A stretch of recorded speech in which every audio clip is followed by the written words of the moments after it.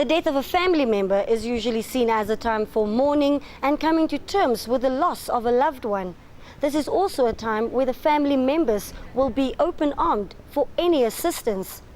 A Windhoek family never knew that they would fall victim to scamsters trying to get money out of their loss. The scammer posed as a friend of the deceased after obtaining the contact details of one of the family member in a local daily newspaper's obituary section. The fraudster made up a sob story of wanting to help the family by giving a cattle donation. However, to make this kind of gesture, he needed assistance with fuel money to transport the animals. The grieving family bought the story and deposited $700.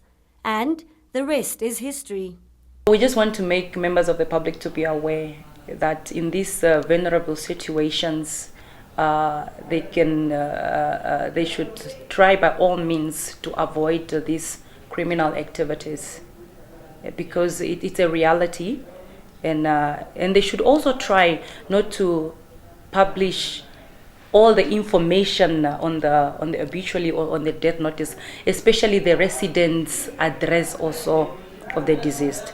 They should avoid that as much as possible. And if any suspicious, if they suspect any fraudulent activities going on, then it's best if they can contact the police, and we'll see how we can help.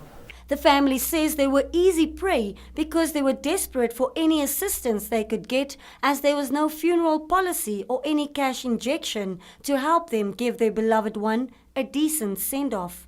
The same story actually would have happened to my grandmother, Rosalia Carices, and to my aunt, Lydia No Avases, but they were lucky enough and they didn't deposit any money in.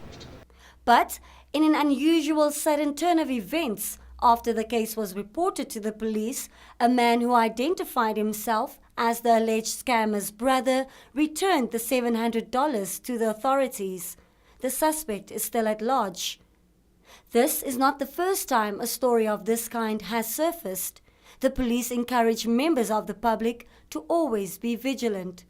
Reporting for the News on One, I'm Brumalde English.